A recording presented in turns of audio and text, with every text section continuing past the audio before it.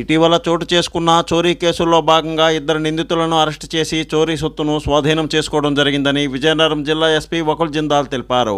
శనివారం నాడు ఆయన మీడియా సమావేశంలో మాట్లాడుతూ వీధుల్లో సంచరించే అనుమానాస్పద వ్యక్తుల పట్ల అప్రమత్తంగా ఉండాలని హెచ్చరించారు. చోరీకి పాల్పడిన నిందితులను అరెస్టు చేసి చోరీకి గురైన 18 తులాల బంగారు ఆభరణాలను స్వాధీనం చేసుకోవడం జరిగిందని చెప్పారు.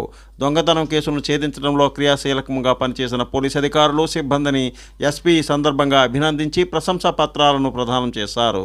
స్ఫూర్తి న్యూస్, విజయనగరం. ఆ ఇంట్లో ఉన్న హస్బెండ్ వైఫ్ ఒక లేడీ, 2 పిల్లలతో సడలోనే ఉన్నాయి.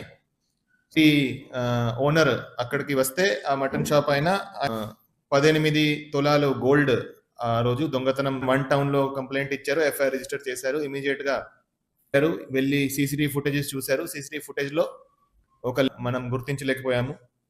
అదే టైంలో రెడ్ హ్యాండెడ్ పట్టుకుని విజయనగరం 2 టౌన్ వాళ్ళు తీసుకొచ్చారు. ఇంటి ఐడెంటిఫై చేయడం జరిగింది. అక్కడ వెళ్ళి వాళ్ళ గురించి కొంత ఇన్ఫర్మేషన్ లేడీ ఉందో ఆ లేడీ మీద వైజాగ్ సిటీ పరిధి 2018 సంవత్సరంలో రిజిస్టర్ అయిన కేసెస్, దాంట్లో ఈ లర్కింగ్ జంగారెడ్డిగూడెం పట్టణంలో గోకుల తిరుమల పారిజాతగిరిపై వేంచేసి ఉన్న పద్మావతి గోదా సమేత వెంకటేశ్వర స్వామి ఆలయంలో ధనుర్మాసం సందర్భంగా 20వ రోజున కొయ్యలగూడెం మండలం దిప్పాయలపాడు గ్రామానికి చెందిన వికాస తరంగిణి సంస్థ ఆధ్వర్యంలో వెంకటేశ్వర స్వామికి పద్మావతులకు శారీని సమర్పించారని దేవస్థానం కార్యనిర్వహణాధికారి మాణిక్యాల రాంబాబు శనివారం తెలిపారు. వివిధ ఫలాలు, పుష్పాలను, తినుబండారాలను, పసుపు, కుంకుమ, గాజులు, వస్త్రాలను, ప్రత్యేక పూజా ద్రవ్యాలతో ఆలయంలోని దేవతామూర్తులకు ప్రత్యేక పూజలు నిర్వహించడం జరిగిందని చెప్పారు. ఆలయ ప్రధాన అర్చకులు నల్లూరి రవికుమార్ ఆచార్యుల ఆధ్వర్యంలో ఈ కార్యక్రమాలు చేయడం జరిగిందని ఈవో తెలిపారు. స్వామి స్ఫూర్తి న్యూస్, పశ్చిమ గోదావరి. ఓం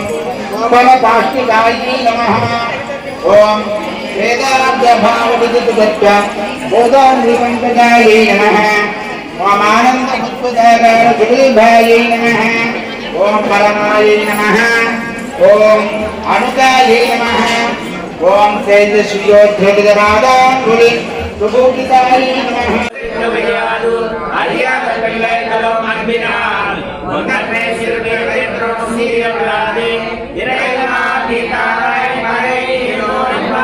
கரவைகள் பெண் சென்று காணம் சேரும் தும்போம் அறிவென்றோம் ఇల్లాద ఆయకులతూ. ప్రభుత్వం ఇచ్చిన హామీల మేరకు అంగన్వాడీల సమస్యలను వెంటనే పరిష్కరించాలని పశ్చిమ గోదావరి జిల్లా ఐఎఫ్టియు జిల్లా అధ్యక్షుడు కేవీ రమణ డిమాండ్ చేశారు.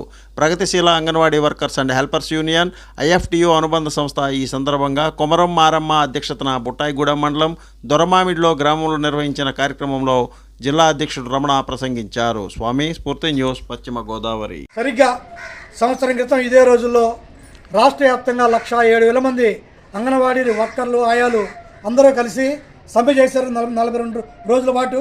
ఆ సుదీర్ఘమైన సమ్మెలో అప్పుడే ప్రతిపక్షంగా ఉన్నటువంటి తెలుగుదేశం కానీ, జనసేన పార్టీలు కానీ ఈ సమ్మె చేస్తున్న అంగన్వాడీ శిబిరాలను సందర్శించి మీ కోరికలు చాలా న్యాయమైనవి, మీ సమస్యలు మేము అధికారంలోకి వచ్చిన వెంటనే పరిష్కరిస్తామని చెప్పి హామీ ఇచ్చారు.